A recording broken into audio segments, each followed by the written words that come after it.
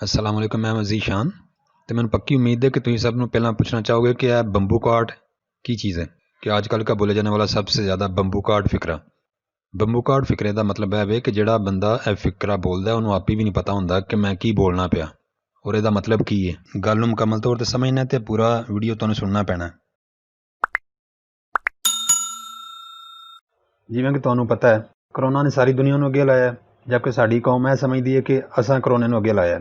ਸਾਡੇ ਲੋਕਾਂ ਨੂੰ ਇਹ ਯਕੀਨ ਕਰਵਾਉਣ ਵਾਸਤੇ ਕਿ ਕਰੋਨਾ ਨਾਂ ਦਾ ਕੋਈ ਵਾਇਰਸ ਵੀ ਦੁਨੀਆ 'ਤੇ ਹੈ ਵੇ, ਮੈਨੂੰ ਲੱਗਦਾ ਕੋਈ ਸਾਨੂੰ 50 ਕੁ ਸਾਲ ਚਾਹੀਦੇ ਨੇ।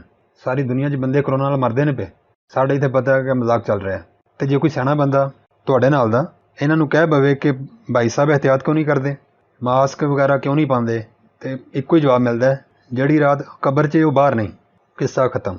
ਹੁਣ ਆਓ ਇਸ ਫਿਕਰੇ 'ਤੇ ਗੱਲ ਕਰਨੇ ਆ ਕਿ ਭਲਾ ਉਹ ਸਿਆਣੇ ਬੰਦੇ ਜਿਹੜੇ ਇਹ ਗੱਲ ਕਹਿੰਦੇ ਨੇ ਕਿ ਜਿਹੜੀ ਰਾਤ ਕਬਰ 'ਚ ਉਹ ਬਾਹਰ ਨਹੀਂ, ਕਿੰਨੇ ਕੁ ਸਿਆਣੇ ਨੇ। ਆਓ ਜੀ ਫਿਰ ਸ਼ੁਰੂ ਕਰਨੇ ਆ ਅਤੇ ਵੇਖਦੇ ਹਾਂ ਕੀ ਹੁੰਦਾ। ਲਓ ਜੀ ਫਿਰ ਬੰਨ੍ਹ ਲਓ ਸਾਰੇ ਆਪਣੇ ਆਪਣੇ ਸੀਟ ਬੈਲਟ। ਅੱਲਾਹ ਤਾਲਾ ਨੇ ਇਨਸਾਨ ਨੂੰ ਅਸ਼ਰਫੁਲ ਮਖਲੂਕ ਬਣਾ ਕੇ ਇਸ ਦੁਨੀਆ 'ਤੇ ਭੇਜਿਆ ਤਾਂ ਉਹਨੂੰ ਗੌਰ ਕਰਨ ਦਾ ਹੁਕਮ ਦਿੱਤਾ ਕਿ ਮੇਰੀ ਬਣਾਈ ਹੋਈ ਚੀਜ਼ਾਂ 'ਤੇ ਗੌਰ ਕਰ। ਗੌਰ ਕਰਨ ਦਾ ਮਤਲਬ ਇੱਥੇ ਵੇ ਕਿ ਅਕਲ ਦਾ ਇਸਤੇਮਾਲ ਕਰ, ਚੀਜ਼ਾਂ ਨੂੰ ਵੇਖ ਤੇ ਅਕਲ ਦਾ ਇਸਤੇਮਾਲ ਕਰ, ਕਿਉਂਕਿ ਸਿਰਫ ਅਗਰ ਵੇਖਣ ਤੱਕ ਹੁੰਦਾ ਉਹ ਤਾਂ ਜਾਨਵਰ ਵੀ ਵਹਿੰਦੇ ਨੇ। ਕਿਸੇ ਵੀ ਚੀਜ਼ ਦੀ ਕਿਉਂ ਦਾ ਜਵਾਬ ਢੂੰਡਣਾ, ਦਲਾਇਲ ਮੰਗਣਾ ਅਤੇ ਫੈਸਲਾ ਕਰਨ ਵਾਸਤੇ ਅਕਲ ਦਾ ਇਸਤੇਮਾਲ ਕਰਨਾ, ਇਹ ਸਾਰੇ ਕੰਮ ਇਨਸਾਨਾਂ ਵਾਸਤੇ ਨੇ। ਅਕਲ ਇਨਸਾਨਾਂ ਨੂੰ ਐਸੇ ਵਾਸਤੇ ਦਿੱਤੀ ਗਈ ਹੈ ਕਿ ਇਹਦੇ ਨਾਲ ਫੈਸਲਾ ਕਰਨਾ ਹੈ ਤੁਸੀਂ, ਕਿਉਂਕਿ ਅਕਲ ਵਾਲਿਆਂ ਕੇ ਲਈ ਨਿਸ਼ਾਨੀਆਂ ਹੈ। ਅੱਲਾ ਦੀ ਨਿਸ਼ਾਨੀਆਂ 'ਤੇ ਗੌਰ ਉਹੀ ਕਰਦੇ ਨੇ ਜਿਹੜੇ ਅਕਲ ਵਾਲੇ ਨੇ। ਅੱਲਾਹ ਤਾਲਾ ਨੇ ਲਾ ਤਾਦਾਦ ਕੁਦਰਤੀ ਚੀਜ਼ਾਂ ਬਣਾਈਆਂ, ਫਿਤਰਤ ਨੂੰ ਪੈਦਾ ਕੀਤਾ, ਅਤੇ ਕੁਰਾਨ ਪਾਕ 'ਚ ਫਰਮਾਇਆ ਕਿ ਇਨਸਾਨ ਬਹੁਤ ਵੱਡਾ ਨਾਸ਼ੁਕਰ ਹੈ, ਨਿਯਮਤਾਂ ਦਾ ਸ਼ੁਕਰ ਨਹੀਂ ਕਰਦਾ। ਸਾਰੀਆਂ ਨਿਯਮਤਾਂ 'ਚੋਂ ਅੱਲਾਹ ਤਾਲਾ ਨੇ ਤੰਦਰੁਸਤੀ ਇੱਕ ਬਹੁਤ ਵੱਡੀ ਨਿਯਮਤ ਰੱਖੀ ਹੈ, ਔਰ ਇਨਸਾਨ ਨੂੰ ਤੰਦਰੁਸਤ ਰਹਿਣ ਵਾਸਤੇ ਬਿਮਾਰੀਆਂ ਦਾ ਇਲਾਜ ਕਰਵਾਉਣਾ ਅਤੇ ਬਿਮਾਰੀਆਂ ਵਾਸਤੇ ਦਵਾ ਲੈਣਾ ਵੀ ਸੁਨਨਤ ਬਣਾ ਦਿੱਤੀ। ਇੱਕ ਗੱਲ ਹਮੇਸ਼ਾ ਯਾਦ ਰੱਖੋ, ਦੁਨੀਆ ਹਮੇਸ਼ਾ ਅਕਲ ਅਤੇ ਦਲੀਲ 'ਤੇ ਚੱਲਦੀ ਹੈ। ਸਿਆਣੇ ਲੋਕ ਜ਼ਰਾ ਇਹਨਾਂ ਗੱਲਾਂ ਦਾ ਜਵਾਬ ਦੇਣ। ਬਗੈਰ ਬੀਂ ਤੋਂ ਫਸਲ ਕਿਉਂ ਨਹੀਂ ਉੱਗਦੀ, ਹਾਲਾਂਕਿ ਅੱਲਾਹ ਉਗਾਉਣ 'ਤੇ ਕਾਦਰ ਹੈ।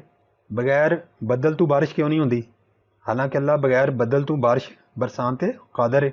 ਬਗੈਰ ਮਾਂ ਬਾਪ ਦੇ ਔਲਾਦ ਕਿਉਂ ਨਹੀਂ ਹੁੰਦੀ, ਹਾਲਾਂਕਿ ਅੱਲਾਹ ਤਾਲਾ ਕਾਦਰ ਹੈ ਕਿ ਬਗੈਰ ਮਾਂ ਬਾਪ ਤੋਂ ਵੀ ਔਲਾਦ ਪੈਦਾ ਹੋ ਜਾਏ, ਇੰਨੀਆਂ ਅਸਮਾਨਾਂ ਤੋਂ ਬੱਚੇ ਡਿੱਗਣ ਕਰਨ। ਬਗੈਰ ਮਿਹਨਤ ਤੋਂ ਰਿਜ਼ਕ ਕਿਉਂ ਨਹੀਂ ਮਿਲਦਾ, ਹਾਲਾਂਕਿ ਅੱਲਾਹ ਤਾਲਾ ਨੂੰ ਜ਼ਰੂਰਤ ਨਹੀਂ ਕਿ ਅਸੀਂ ਉੱਠ ਕੇ ਸਵੇਰੇ ਸਵੇਰੇ ਕੰਮ ਕਰੀਏ ਅਤੇ ਫਿਰ ਅੱਲਾਹ ਤਾਲਾ ਸਾਨੂੰ ਰਿਜ਼ਕ ਅਤਾ ਫਰਮਾਏ, ਹਾਲਾਂਕਿ ਅੱਲਾਹ ਨੇ ਵਾਅਦਾ ਫਰਮਾਇਆ ਰਿਜ਼ਕ ਦਾ, ਲੇਕਿਨ ਸਾਨੂੰ ਮਿਹਨਤ ਕਰਨੀ ਪੈਂਦੀ ਹੈ। ਅਗਰ ਬੰਦਾ ਬਿਮਾਰ ਹੋ ਜਾਏ ਤਾਂ ਉਹਦੇ ਵਾਸਤੇ ਦਵਾਈ ਲੈਣੀ ਪੈਂਦੀ ਹੈ, ਇਲਾਜ ਕਰਵਾਉਣਾ ਪੈਂਦਾ ਹੈ, ਹਾਲਾਂਕਿ ਅੱਲਾਹ ਤਾਲਾ ਖੁਦ ਕਾਦਰ ਹੈ ਕਿ ਬਗੈਰ ਇਲਾਜ ਤੋਂ ਤੰਦਰੁਸਤੀ ਦੇ ਦੇ ਸਾਨੂੰ। ਕੁਰਾਨ ਪਾਕ 'ਚ ਇਰਸ਼ਾਦ ਪਾਕ ਹੈ ਕਿ ਇਨਸਾਨ ਵਾਸਤੇ ਉਹੀ ਹੈ ਜਿਹਦੀ ਉਹਨੇ ਕੋਸ਼ਿਸ਼ ਕੀਤੀ। ਬੇਸ਼ੱਕ ਇਹਦੇ 'ਚ ਤਾਂ ਕੋਈ ਸ਼ੱਕ ਨਹੀਂ ਕਿ ਇਸ ਦੁਨੀਆ 'ਤੇ ਇੱਕ ਪੱਤਾ ਵੀ ਅੱਲਾਹ ਤਾਲਾ ਦੀ ਮਰਜ਼ੀ ਤੋਂ ਬਗੈਰ ਨਹੀਂ ਹਿਲਦਾ, ਲੇਕਿਨ ਅੱਲਾਹ ਤਾਲਾ ਨੇ ਕੁਝ ਕੰਮ ਇਨਸਾਨ ਦੇ ਜ਼ਿੰਮੇ ਵੀ ਲਾਏ ਨੇ। ਮੌਤ ਬਰਹੱਕ ਕੇ ਮੌਤ ਅੱਲਾਹ ਤਾਲਾ ਦਿੰਦਾ ਹੈ, ਅੱਲਾਹ ਦੇ ਹੁਕਮ ਨਾਲ ਹੁੰਦੀ ਹੈ, ਲੇਕਿਨ ਅੱਜ ਤੱਕ ਕਿਸੇ ਨੇ ਆਖਿਆ ਕਿ ਫਲਾਂ ਬੰਦੇ ਨੂੰ ਅੱਲਾਹ ਨੇ ਮਾਰਿਆ। ਹਮੇਸ਼ਾ ਵਿੱਚ ਬਿਮਾਰੀ ਦਾ ਤਸਕਰਾ ਹੁੰਦਾ ਹੈ ਕਿ ਫਲਾਂ ਹਾਰਟ ਅਟੈਕ ਨਾਲ ਮਰਿਆ, ਕਿਉਂਕਿ ਅੱਲਾਹ ਤਾਲਾ ਨੇ ਬਿਮਾਰੀ ਨੂੰ ਜ਼ਿੰਮੇਦਾਰ ਬਣਾ ਦਿੱਤਾ ਇਨਸਾਨ ਦੇ ਮਾਰਨ ਦਾ, ਤਾਂ ਕਿ ਕੋਈ ਇਹ ਨਾ ਕਿ ਅੱਲਾਹ ਤਾਲਾ ਨੇ ਮਾਰ ਦਿੱਤਾ ਬੰਦਾ। ਹਮੇਸ਼ਾ ਯਾਦ ਰੱਖੋ, ਦੁਨੀਆ ਹਮੇਸ਼ਾ ਅੰਗਰੇਜ਼ੀ ਵਿੱਚ ਕਹਿੰਦੇ ਨੇ ਕੋਜ਼ ਐਂਡ ਇਫੈਕਟ 'ਤੇ ਚੱਲਦੀ ਹੈ। ਮਤਲਬ ਦੁਨੀਆ ਵਿੱਚ ਜੋ ਕੁਝ ਵੀ ਹੁੰਦਾ ਹੈ ਜਾਂ ਜੋ ਕੁਝ ਵੀ ਹੁੰਦਾ ਹੈ ਪਿਆ, ਕਿਸੇ ਨਾ ਕਿਸੇ ਦੂਸਰੇ ਕੰਮ ਦੀ ਵਜ੍ਹਾ ਤੋਂ ਹੁੰਦਾ ਹੈ ਪਿਆ। ਬੰਦਾ ਫਰਜ਼ ਕਰੋ ਬਿਮਾਰ ਹੋਇਆ, ਕਿੰਝ ਹੋਇਆ, ਯਾਨੀ ਬੰਦਾ ਬਿਮਾਰ ਹੋਣ ਦੀ ਕੋਈ ਵਜ੍ਹਾ ਹੁੰਦੀ ਹੈ। ਕਈ ਦਫਾ ਕੀ ਹੁੰਦਾ ਕਿ ਅਸੀਂ ਉਲਟਾ ਸਿੱਧਾ ਖਾ ਕੇ ਬਿਮਾਰ ਹੋ ਜਾਂਦੇ ਹਾਂ, ਕਈ ਦਫਾ ਇੰਝ ਹੁੰਦਾ ਖਾਧਾ ਤਾਂ ਸਾਰਾ ਕੁਝ ਸਿੱਧਾ ਹੀ ਹੁੰਦਾ ਹੈ, ਲੇਕਿਨ ਖਾ ਬਹੁਤ ਜ਼ਿਆਦਾ ਲਿਆ ਹੁੰਦਾ ਹੈ। ਇਸ ਵਾਸਤੇ ਫਿਰ ਬੰਦੇ ਨੂੰ ਆਪ ਹੀ ਉਲਟਾ ਹੋਣਾ ਪੈਂਦਾ ਹੈ, ਯਾਨੀ ਕਈ ਦਫਾ ਸਿੱਧਾ ਖਾ ਕੇ ਵੀ ਬੰਦੇ ਨੂੰ ਉਲਟਾ ਹੋਣਾ ਪੈਂਦਾ, ਬਿਮਾਰ ਹੋ ਜਾਂਦਾ ਬੰਦਾ। ਸਰਦੀ ਵਿੱਚ ਗਰਮ ਕੱਪੜੇ ਪਾ ਕੇ ਨਾ ਫਿਰੀਏ ਜਾਂ ਸਰਦੀ 'ਚ ਅਹਿਤਿਆਤ ਨਾ ਕਰੀਏ, ਅਤੇ ਸਿਆਣੇ ਬੰਦੇ ਕਹਿੰਦੇ ਨੇ ਠੰਡ ਲਵਾ ਲਈ ਆ ਨਾ। ਪੇਟ ਖਰਾਬ ਹੋਵੇ ਤਾਂ ਕਹਿੰਦੇ ਨੇ ਕਿ ਬਦਪਰਹੇਜ਼ੀ ਕੀਤੀ ਹੋਏਗੀ, ਅਤੇ ਜੇ ਕਿਸੇ ਨੂੰ ਖੁਦਾ ਨਾ ਖਾਸਤਾ ਕਰੋਨਾ ਹੋ ਗਿਆ ਤਾਂ ਇਹ ਹੀ ਕਹੋਗੇ ਨਾ ਬਾਅਦ 'ਚ ਕਿ ਐਵੇਂ ਮੂੰਹ ਚੁੱਕ ਕੇ ਬਾਜ਼ਾਰ ਵੱਲ ਦੌੜੀ ਜਾਂਦਾ ਸੀ ਅਤੇ ਮਾਸਕ ਨਹੀਂ ਸੀ ਪਾਉਂਦਾ। ਅਸੀਂ ਇਹ ਕਰੋਨਾ ਤੋਂ ਅਹਿਤਿਆਤ ਨਹੀਂ ਪਏ ਕਰਦੇ, ਅਤੇ ਅਸਲ 'ਚ ਕੀ ਕੋਸ਼ਿਸ਼ ਕਰ ਰਹੇ ਹਾਂ ਪਏ ਅਸੀਂ ਬਿਮਾਰ ਹੋਣ ਦੀ, ਕਿਉਂਕਿ ਬਿਮਾਰ ਹੋਣ ਦੀ ਵਜ੍ਹਾ ਇਹ ਹੀ ਹੋਏਗੀ ਕਿ ਅਸੀਂ ਅਹਿਤਿਆਤ ਨਹੀਂ ਪਏ ਕਰਦੇ। ਜਿਵੇਂ ਕਿ ਹਰ ਕੋਈ ਕੰਮ ਹੋਣ ਦੀ ਕੋਈ ਨਾ ਕੋਈ ਵਜ੍ਹਾ ਹੁੰਦੀ ਹੈ, ਕਰੋਨਾ ਤੋਂ ਬਿਮਾਰ ਹੋਣ ਦੀ ਇੱਕ ਬੜੀ ਵੱਡੀ ਵਜ੍ਹਾ ਇਹ ਵੀ ਹੈ ਕਿ ਅਸੀਂ ਇਹਦੇ ਤੋਂ ਅਹਿਤਿਆਤ ਨਹੀਂ ਕਰਦੇ ਪਏ। ਹਾਲਾਂਕਿ ਇਸ ਕੰਮ ਤੋਂ ਕਿਹੜਾ ਬੰਦਾ ਇਨਕਾਰੀ ਹੋ ਸਕਦਾ, ਕਿਹੜਾ ਮੁਸਲਮਾਨ ਕਿ ਜਿਹੜੀ ਰਾਤ ਕਬਰ ਵਿੱਚ ਉਹ ਬਾਹਰ ਨਹੀਂ। ਦਹੀਂ ਬਣਾਉਣਾ ਹੋਵੇ ਅਤੇ ਦੁੱਧ ਨੂੰ ਜਾਗ ਲਾਉਣੀ ਪੈਂਦੀ ਹੈ, ਥੋੜ੍ਹਾ ਜਿਹਾ ਦਹੀਂ ਉਹਦੇ 'ਚ ਮਿਲਾਉਣਾ ਪੈਂਦਾ, ਲੱਸੀ ਮਿਲਾਉਣੀ ਪੈਂਦੀ ਹੈ। ਦਹੀਂ ਨੂੰ ਦੂਰ ਰੱਖੋ, ਦੁੱਧ ਦੁੱਧ ਹੀ ਰਹੇਗਾ, ਦਹੀਂ ਕਦੀ ਨਹੀਂ ਬਣੇਗਾ। ਇਸੇ ਤਰ੍ਹਾਂ ਹੀ ਵਾਇਰਸ ਨੂੰ, ਬੈਕਟੀਰੀਆ ਨੂੰ, ਬਿਮਾਰੀ ਪੈਦਾ ਕਰਨ ਵਾਲੀ ਚੀਜ਼ਾਂ ਨੂੰ ਆਪਣੇ ਆਪ ਤੋਂ ਦੂਰ ਰੱਖੋ, ਬਿਮਾਰ ਨਹੀਂ ਹੋਵੋਗੇ। ਰਿਜ਼ਕ ਅੱਲਾਹ ਤਾਲਾ ਦਿੰਦਾ ਹੈ, ਬੰਦਾ ਕਿਉਂ ਸਾਰਾ ਦਿਨ ਦੌੜਾ ਲਾਉਂਦਾ ਰਹਿੰਦਾ ਹੈ ਕਿ ਮੈਂ ਆਟੇ ਦਾ ਪਾ ਕਮਾ ਲਵਾਂ ਵਰਨਾ ਭੁੱਖੇ ਮਰ ਜਾਵਾਂਗੇ, ਕਿਉਂਕਿ ਬੰਦੇ ਦੇ ਜ਼ਿੰਮੇ ਕੋਸ਼ਿਸ਼ ਕਰਨਾ ਹੈ। ਬੰਦਾ ਕੋਸ਼ਿਸ਼ ਕਰਦਾ ਅਤੇ ਅੱਲਾਹ ਤਾਲਾ ਉਹਨੂੰ ਇਨਾਮ ਦਿੰਦਾ, ਫਲ ਦਿੰਦਾ। हज़ूर अकरम सल्लल्लाहु अलैहि वसल्लम के ज़माने च लोग घट खाते सन ते बीमार नहीं सन हुंदे।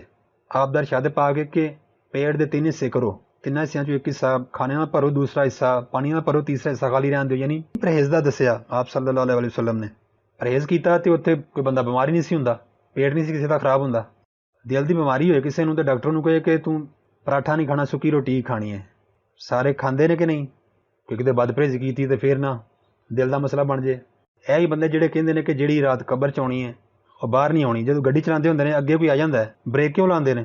ਪਰ ਚਾਹੀਦਾ ਕਿ ਅਗਲੇ ਬੰਦੇ ਦੇ ਉੱਤੇ ਚਾੜ ਦੇਣ ਕਿ ਅਗਰ ਇਸ ਬੰਦੇ ਦੀ ਕਬਰ 'ਚ ਤੇ ਉਹ ਕਬਰ 'ਚ ਹੀ ਜਾਣਾ ਸੂ, ਮੈਨੂੰ ਬ੍ਰੇਕ ਲਾਉਣ ਦੀ ਕਾਹਦੀ ਲੋੜ ਹੈ? ਉਹਨੂੰ ਚਾਹੀਦਾ ਗੱਡੀ ਉਹਦੇ ਉੱਤੇ ਚੜਾ ਦੇ ਕਿ ਜੇ ਅੱਲਾ ਨੂੰ ਚਾਹਿਆ ਤਾਂ ਬਚ ਜਾਏਗਾ। ਤੇ ਖੁਦ ਇਹੋ ਜਿਹੇ ਸਿਆਣੇ ਜਦੋਂ ਸੜਕ ਪਾਰ ਕਰਦੇ ਨੇ ਫਿਰ ਕਿਉਂ ਤਾਂ ਪੈਂਦੇ ਨੇ? ਇਹਨਾਂ ਨੂੰ ਚਾਹੀਦਾ ਸਿੱਧਾ ਅਗਾਂਹ ਟੁਰੀ ਜਾਣਾ, ਕਿਉਂਕਿ ਅਗਰ ਉਹਨਾਂ ਦੀ ਉਹ ਵਾਲੀ ਰਾਤ ਕਬਰ 'ਚ ਨਹੀਂ ਤਾਂ ਬਚੇ ਰਹਿਣਗੇ ਸੱਤੇ ਖੈਰਾਂ ਨੇ। ਇਹੋ ਜਿਹੇ ਸਿਆਣਿਆਂ ਨੂੰ ਚਾਹੀਦਾ ਜਦੋਂ ਬਿਮਾਰ ਹੁੰਦੇ ਦਵਾਈ ਨਾ ਲੈਣ, ਕਿਉਂਕਿ ਤੰਦਰੁਸਤੀ ਤਾਂ ਅੱਲਾਹ ਤਾਲਾ ਨੇ ਦੇਣੀ ਹੈ। ਅੱਲਾ ਨੂੰ ਜੋ ਮਨਜ਼ੂਰ ਹੋਏਗਾ ਹੋ ਜਾਏਗਾ, ਪਰੇਸ਼ਾਨ ਹੋਣ ਦੀ ਕਿਹੜੀ ਲੋੜ ਹੈ? ਐਸੇ ਤਰ੍ਹਾਂ ਇਹੋ ਜਿਹੇ ਸਿਆਣੇ ਸਟੂਡੈਂਟਸ ਜਿਹੜੇ ਨੇ ਉਹਨਾਂ ਨੂੰ ਪੜ੍ਹਨਾ ਬੰਦ ਕਰ ਦੇਣਾ ਚਾਹੀਦਾ ਹੈ ਕਿ ਅੱਲਾ ਨੇ ਚਾਹਿਆ ਤਾਂ ਪਾਸ ਹੋ ਜਾਵਾਂਗੇ, ਪੜ੍ਹ ਕੇ ਕੀ ਕਰਨਾ? ਕੁਝ ਕੰਮ ਅੱਲਾ ਦੇ ਕਰਨ ਵਾਲੇ ਨੇ ਅਤੇ ਕੁਝ ਕੰਮ ਅੱਲਾਹ ਤਾਲਾ ਨੇ ਸਾਡੇ ਜ਼ਿੰਮੇ ਲਾਏ ਨੇ। ਪਰਹੇਜ਼ ਕਰੋਗੇ ਤੇ ਬਿਮਾਰੀ ਤੋਂ ਬਚੋਗੇ। ਆਪ ਸੱਲੱਲਾਹੁ ਅਲੈहि ਵਸੱਲਮ ਦਾ ਇੱਕ ਦਫਾ ਇਰਸ਼ਾਦ ਦਾ ਮਫਹੂਮ ਹੈ, ਖਰਚ ਵਾਲੇ ਊਂਟਾਂ ਨੂੰ ਦੂਸਰੇ ਊਂਟਾਂ ਤੋਂ ਲਹਿਦਾ ਕਰ ਦਿਓ, ਯਾਨੀ ਪਰਹੇਜ਼ ਕਰੋ।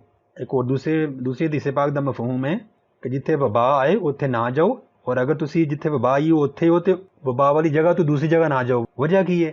ਤਾਂ ਕਿ ਉਹ ਬਿਮਾਰੀ ਦੂਸਰੀ ਜਗ੍ਹਾ 'ਤੇ ਨਾ ਜਾਏ। ਯਾਨੀ ਆਪ ਸੱਲੱਲਾਹੁ ਅਲੈहि ਵਸੱਲਮ ਨੇ ਸਾਨੂੰ ਨਸੀਹਤ ਕੀਤੀ ਕਿ ਜਦੋਂ ਕੋਈ ਬਿਮਾਰੀ ਆਏ ਤਾਂ ਉਹਦੇ ਤੋਂ ਬਚਣ ਦੀ ਕੋਸ਼ਿਸ਼ ਕਰੋ ਪੂਰੀ। ਯਾਨੀ ਅਹਿਤਿਆਤ ਕਰਨੀ ਹੈ ਨਾ, ਜਿਹੜੀ ਜਗ੍ਹਾ 'ਤੇ ਬਿਮਾਰੀ ਆਈ ਉੱਥੇ ਨਾ ਜਾਣਾ। ਅੱਲਾ ਨੇ ਸਾਨੂੰ ਅਸ਼ਰਫੁਲ ਮਖਲੂਕ ਬਣਾਇਆ, ਅੱਲਾਹ ਤਾਲਾ ਨੇ ਸਾਨੂੰ ਅਕਲ ਅਤਾ ਕੀਤੀ, ਸਾਨੂੰ ਗਲਤ ਔਰ ਸਹੀ ਦਾ ਆਪਸ਼ਨ ਮਿਲੇ। ਯਾਨੀ ਅਗਰ ਅਸੀਂ ਗਲਤ ਵੀ ਕਰ ਸਕਦੇ ਹੋਈਏ ਤੇ ਸਹੀ ਵੀ ਕਰ ਸਕਦੇ ਹੋਈਏ ਤੇ ਅਕਲ ਦਾ ਤਕਾਜ਼ਾ ਹੈ ਕਿ ਅਸੀਂ ਸਹੀ ਦੀ ਤਰਫ ਜਾਈਏ, ਗਲਤ ਕੰਮ ਦੀ ਤਰਫ ਨਾ ਜਾਈਏ। ਅਗਰ ਇੱਕ ਐਸਾ ਰਸਤਾ ਜਿਹਦੇ 'ਤੇ ਅਸੀਂ ਪਰਹੇਜ਼ ਕਰਕੇ ਆਪਣੇ ਆਪ ਨੂੰ ਬਿਮਾਰੀ ਤੋਂ ਦੂਰ ਰੱਖ ਸਕਦੇ ਹਾਂ ਤਾਂ ਸਾਨੂੰ ਉਸ ਰਸਤੇ 'ਤੇ ਜਾਣਾ ਚਾਹੀਦਾ, ਅਹਿਤਿਆਤ ਕਰਨੀ ਚਾਹੀਦੀ ਹੈ, ਬਜਾਏ ਇਸ ਦੇ ਕਿ ਅਸੀਂ ਦੂਸਰੇ ਰਸਤੇ 'ਤੇ ਜਾਈਏ ਜਿੱਥੇ ਸਾਹਮਣੇ ਬਿਮਾਰੀ ਖੜੀ ਹੈ। ਅੱਲਾਹ ਤਾਲਾ ਨੇ ਸਾਨੂੰ ਨਿਅਮਤ ਦਿੱਤੀ ਹੈ, ਸਾਨੂੰ ਇਸ ਨਿਅਮਤ ਦਾ ਬਹੁਤ ਜ਼ਿਆਦਾ ਸ਼ੁਕਰ ਕਰਨਾ ਚਾਹੀਦਾ ਹੈ। ਔਰ ਅਗਰ ਅਸੀਂ ਤੰਦਰੁਸਤ ਰਹਿਣ ਦੀ, ਬਿਮਾਰੀ ਤੋਂ ਬਚਣ ਦੀ ਕੋਸ਼ਿਸ਼ ਨਹੀਂ ਕਰਦੇ ਤਾਂ ਇਹ ਨਾਸ਼ੁਕਰੀ ਚਾਹੇਗਾ। ਇਹ ਸਾਰੀ ਬਹਿਸ ਦਾ ਅਤੇ ਇਹਨਾਂ ਸਾਰੀਆਂ ਗੱਲਾਂ ਦਾ ਮਤਲਬ ਹੈ ਵੇ ਕਿ ਪਰਹੇਜ਼ ਇਲਾਜ ਤੋਂ ਬਿਹਤਰ ਹੈ। ਪਰਹੇਜ਼ ਕਰੋ ਅਤੇ ਵਾਇਰਸ ਨੂੰ ਆਪਣੇ ਆਪ ਤੋਂ ਦੂਰ ਰੱਖਣ ਦੀ ਕੋਸ਼ਿਸ਼ ਕਰੋ। ਜ਼ਿਆਦਾਤਰ ਜਿਹੜੇ ਨੌਜਵਾਨ ਕਰੋਨਾ ਦਾ ਸ਼ਿਕਾਰ ਹੁੰਦੇ ਨੇ ਉਹ ਬਚ ਜਾਂਦੇ ਨੇ, ਲੇਕਿਨ ਜਵਾਨ ਦੇ ਬਚ ਜਾਣਗੇ ਅਤੇ ਆਪਣੇ ਘਰ ਜਿਹੜੇ ਵਡੇਰੇ ਨੇ ਉਹਨਾਂ ਨੂੰ ਕਿਤੇ ਸੁਰਖ ਝੰਡੀ ਨਾ ਵਿਖਾ ਦਿਓ। ਅੱਲਾ ਨੇ ਸਿਹਤ ਦਿੱਤੀ ਹੈ, ਸ਼ੁਕਰ ਕਰੋ, ਨਾ ਸ਼ੁਕਰੇ ਨਾ ਬਣੋ। ਅਤੇ ਜਿਹੜੀਆਂ ਅਹਿਤਿਆਤਾਂ ਡਾਕਟਰ ਦੱਸਦੇ ਨੇ ਉਹ ਜ਼ਰੂਰ ਕਰੋ। ਮਾਸਕ ਪਾਇਆ ਕਰੋ ਜਦੋਂ ਘਰ ਤੋਂ ਬਾਹਰ ਜਾਂਦੇ ਹੋ, ਅਤੇ ਘਰ ਆ ਕੇ 20 ਸੈਕਿੰਡ ਸਾਬਣ ਨਾਲ ਹੱਥ ਧੋਇਆ ਕਰੋ ਤਾਂ ਕਿ ਵਾਇਰਸ ਅਗਰ ਕੋਈ ਹੈ ਵੀ ਖੁਦਾ ਨਾ ਖਾਸਾ ਅਤੇ ਉਹ ਤੁਹਾਡੇ ਤੋਂ ਦੂਰ ਰਹੇ। ਔਰ ਜਦੋਂ ਤੱਕ ਵਾਇਰਸ ਖਤਮ ਨਹੀਂ ਹੁੰਦਾ ਘਰੋਂ ਬਾਹਰ ਜਾ ਕੇ ਦੂਸਰਿਆਂ ਨਾਲ ਹੱਥ ਮਿਲਾਉਣ ਦੀ ਅਤੇ ਜੱਫੀਆਂ ਪਾਉਣ ਤੋਂ ਪਰਹੇਜ਼ ਕਰ ਲਓ। ਆਪਣੀ ਪੂਰੀ ਅਹਿਤਿਆਤ ਕਰੋ, ਫਿਰ ਡੋਰ ਅੱਲਾ 'ਤੇ ਛੱਡ ਦਿਓ, ਅੱਲਾ ਬਿਹਤਰ ਕਰੇਗਾ।